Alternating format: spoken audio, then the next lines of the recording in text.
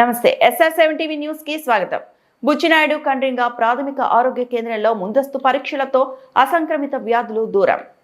అంతర్జాతీయ మహిళా దినోత్సవం సందర్భంగా మండలంలోని అంగన్వాడీ కార్యకర్తలకు ప్రాథమిక ఆరోగ్య కేంద్రం బుచ్చినాయుడు కండ్రింగ నందు వైద్యాధికారి డాక్టర్ మురళీధర్ రెడ్డి, ఆరోగ్యాధికారి డిఎన్ వెంకటేశ్వర్లు అధ్యక్షతన అసంక్రమిత వ్యాధులపై స్క్రీనింగ్ నిర్వహించడమైనది. అంతర్జాతీయ మహిళా దినోత్సవం సందర్భంగా ప్రాథమిక ఆరోగ్య కేంద్రంలో మండలంలోని అంగన్వాడీ టీచర్లకు అందరికీ రక్త పరీక్షలు, యూరిన్ పరీక్షలు, మొత్తం 28 రకాల పరీక్షలు మరియు బీపీ చెక్ చేసి అసంక్రమిత వ్యాధులైనటువంటి బీపీ, షుగర్, థైరాయిడ్, మూర్ఛ రోగం, పక్షవాతం, రొమ్ము క్యాన్సర్, గర్భాశయ క్యాన్సర్, నోటి క్యాన్సర్ వీటి గురించి అవగాహన కల్పించడమైంది. మన దైనందిక జీవన శైలిలో మార్పు, ఆహారపు అలవాట్లలో మార్పు, ప్రకృతి వినాశనం జరగడం వలన ఈ అసంక్రమిత వ్యాధులు సమాజంలో పెరుగుతున్నాయి.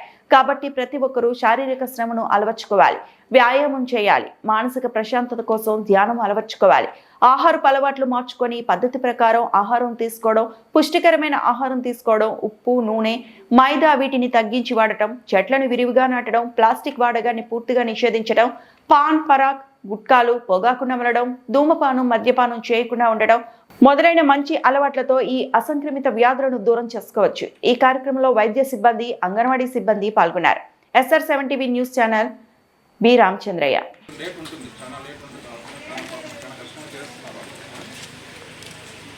పరీక్ష నేను చేపించడానికి కారణం ఏంటంటే ఈ రక్త కణాల పరీక్ష అన్నిటికన్నా ముఖ్యమైనది. రక్త కణాలు అంటే రక్తం ఎంతో చూసుకోవడం ఒకటే కాదు, రక్తం ఎన్ని పాయింట్లు చూసుకొని వెళ్ళిపోవడం కాదు. రక్తంతో పాటు చాలా రక్త కణాలు ఉంటాయి. తెల్ల రక్త కణాలు, ఆ తెల్ల రక్త కణాలు చాలా రకాలు ఉంటాయి. లింఫోసైట్స్ అని, ఈస్నోఫిల్స్ అని, న్యూట్రోఫిల్స్ అని, ఏవి ఎట్లా ఉండాలో అట్లా ఉండాలా, ఎక్కువ ఉండకూడదు, తక్కువ ఉండకూడదు. అవన్నీ చూస్తే ఓవరాల్గా మీ హెల్త్ ఎట్లుండో తెలుస్తుంది. సగం హెల్త్ గురించి ఆ రక్త కణాల్లో మనకు తెలిసిపోతుంది. అలాగే నేను ఎప్పుడు వచ్చినా కూడా రక్త కణాలు పరీక్ష చేసుకోమని చెప్తూ ఉంటాను పేషెంట్లందరికీ, గర్భిణీ స్త్రీలు కూడా. చెప్పడానికి కారణం ఏంటంటే మనకు ఈ కరోనా తర్వాత జ్వరాలు ఎక్కువైపోయినాయి. నెల వచ్చేస్తుంది దగ్గు, జలుబు, జ్వరం ప్రతి నెల వచ్చేస్తుంది. దీనివల్ల కణాలన్నీ మారిపోతున్నాయి. అందువల్ల ఈ పరీక్ష చేయడం, దానికి ఎట్లా ప్రివెంట్ చేసుకోవాలి, ఈ కణాలు ఇట్లా మారిపోతుంటే ఏం చేసుకోవాలా, రాకుండా ఏం చేసుకోవాలా, అదంతా నేను చెప్తాను మీకు. సద్వినియోగం చేసుకోండి దయచేసి. మీరు గర్భిణీ స్త్రీని మా పిహెచ్సికి పంపించండి డెలివరీ కోసం. చెప్పండి వాళ్ళు పిహెచ్సిలో అన్ని పరీక్షలు చేస్తున్నారు, ఇక్కడే డెలివరీ చేసుకోవాలి. సరేనా? ఈ పరీక్ష ఎక్కడ చేయట్లేదు. వీళ్ళ సిస్టర్ని అడిగినా కూడా చెప్తారు. ఈ రక్త కణాల పరీక్ష జిల్లాలో ఎక్కడ చేయట్లేదు, ప్రతిసారి మనమే చేస్తున్నాం. మేడం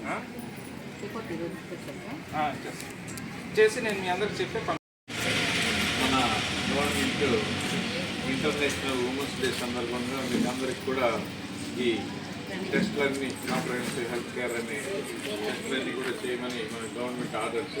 కాబట్టి మిమ్మల్ని అందరినీ కూడా పిలిపించడం జరిగింది. మొదట మీ యొక్క ఇప్పుడు ఈ బ్లడ్ టెస్ట్ ఇవన్నీ చేసిన తర్వాత మీలో ఉండేటటువంటి అవన్నీ వివరించి చెప్తారు. కానీ ఇప్పుడు ఇన్ని రకాలైనటువంటి రోగాలన్నీ వస్తున్నాయి.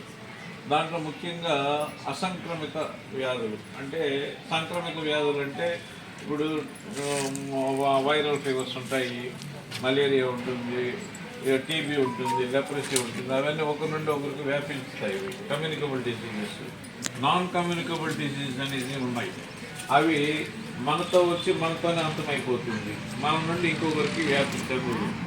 అది ఎన్నోళ్ళు వస్తుందంటే మన యొక్క ఆహారపు అలవాటు, మన యొక్క జీవన శైలి, మన యొక్క ప్రకృతిని నాశనం చేసేసిన వల్ల ఇటువంటివన్నీ మనకు వస్తున్నాయి. వాటిలో ఏమంటే ముఖ్యమైనవి మామూలుగా అందరికీ వస్తున్నాయి కదా. ఇప్పుడు షుగరు, బీపీలు, తర్వాత థైరాయిడ్లు, తర్వాత మూర్ఛ రోగాలు, తర్వాత స్ట్రోక్లు, తర్వాత పెరాలసిస్, క్యాన్సర్స్, ఇవన్నీ కూడా అసంక్రమిత జబ్బులు అంటారు. ఇవి క్యాన్సర్ మనకు వచ్చిందంటే మన నుండి ఇంకొకరికి, మన ఇంట్లో వాళ్ళకి అంటుకోవడం, చుట్టుపక్కల వాళ్ళకి అంటుకోవడం జరుగుతుంది, మనతో అంతమైపోతుంది.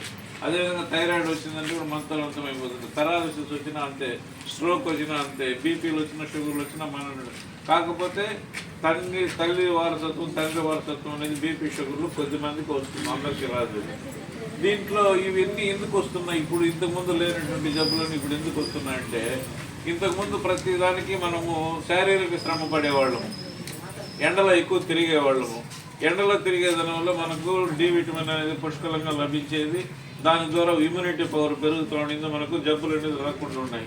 ఇప్పుడు ప్రతిదానికి అన్ని ఏసీ రూముల్లోనే అలవాటు అయిపోయినాము. బయట ఎండలకి పోవడం లేదు, వ్యవసాయ పనులు లేవు, బయట కష్టపడడం అనేది లేదు. కాబట్టి ఇవన్నీ ఇప్పుడు మన ఇంట్లో అన్ని పనులు మీరు చేసుకుంటా ఉన్నారు, మీ ముసలి వాళ్ళు అందరూ చేసుకుంటా ఉన్నారు.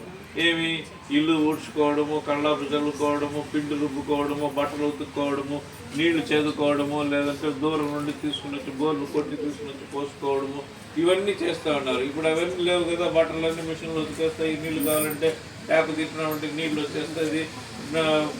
కుక్కర్ పెట్టిన స్టవ్ పైన పెట్టుకున్నామంటే అన్నీ రెడీ అయిపోతూ ఉంది. కాబట్టి అన్ని యాంత్రికీకరణ వచ్చేసిన తర్వాత శారీరక శ్రమ అనేది తగ్గిపోవడము, తర్వాత స్ట్రెస్ పెరిగిపోయింది. ఇప్పుడు మనకు ప్రతి దానికి ఒత్తిడి, ఉద్యోగంలోనూ ఒత్తిడి, ఇంట్లోనూ ఒత్తిడి, పిల్లల ద్వారా ఒత్తిడి, నోట్ల పగుళ్ళు ఉండడం కానీ ఇటువంటివి ఏమైనా ఉన్నట్లయితే కూడా వాటి యొక్క సిమ్టమ్స్ అవన్నీ కూడా చూపించుకోవాలి.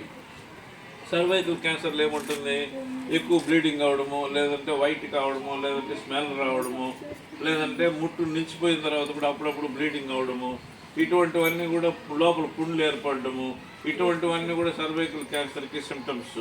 అటువంటిది ఏదైనా ఉంటే ఇమీడియట్గా పరీక్ష చేయించుకోవాలి.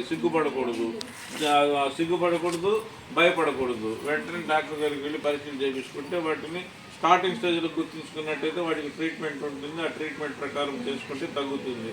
అది స్టేజ్ పెరిగిపోయిన తర్వాత మీరు వెళ్ళినారంటే ఏం ప్రయోజనం ఉండదు అనమాట. అదేవిధంగా బ్రెస్ట్ క్యాన్సర్ కూడా మీరు రొమ్ముల్లో గడ్డలు, చిన్న చిన్న గడ్డలు అంటూ ఉంటాయి. రొమ్ముల్లో నుండి పాలు ఇచ్చేటప్పుడే కాకుండా మామూలుగా కూడా తెల్లటి ద్రవాలు కారుతూ ఉంటుంది. తర్వాత బిడ్డకి ఎప్పుడు కూడా పిల్లలకి పాలు ఇచ్చేటప్పుడు కూడా 2 పక్కల స్థానాల నుండి పాలు ఇవ్వాలి. ఒక పక్క ఇవ్వడము, ఒక పక్క వదిలేయడము చేస్తే అవి గడ్డలు కట్టి క్యాన్సర్ గడ్డలు కింద చూసిన అవకాశాలు ఉంటాయి. ఇటువంటివన్నీ కూడా మీరు సిమ్టమ్స్ మీరు తెలుసుకోవాలి.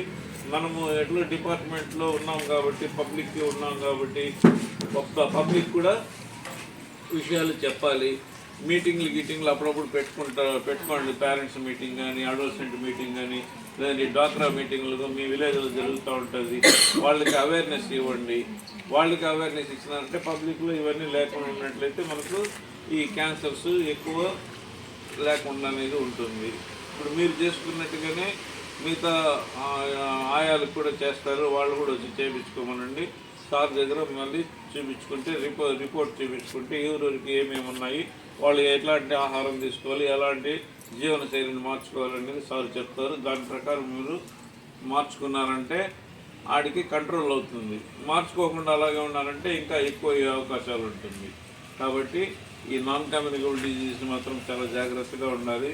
ఇవి లైఫ్ లాంగ్ ఉండేటటువంటి జబ్బులు. ఇవి ఒకసారి పడినామంటే మనం అంతమైనంత వరకు అది మనల్ని వదలదు అనమాట. కాబట్టి ఇవి అప్పుడప్పుడు చెక్ చేసుకోవాలి.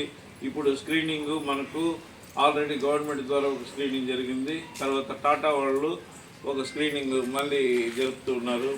అటువంటి వాళ్ళు వచ్చినప్పుడు వాళ్ళ దగ్గరికి వెళ్ళి ధైర్యంగా మీరు చూపించుకోవడమే కాకుండా ప్రతి ఒక్కరు కూడా 30 సంవత్సరాలు 35 సంవత్సరాల నిండి నుండి 60 ఏళ్ళు ఉండే వాళ్ళందరూ కూడా వెళ్ళి లేడీస్ అయితేనేమి సేవ్ చేసుకోవాలి.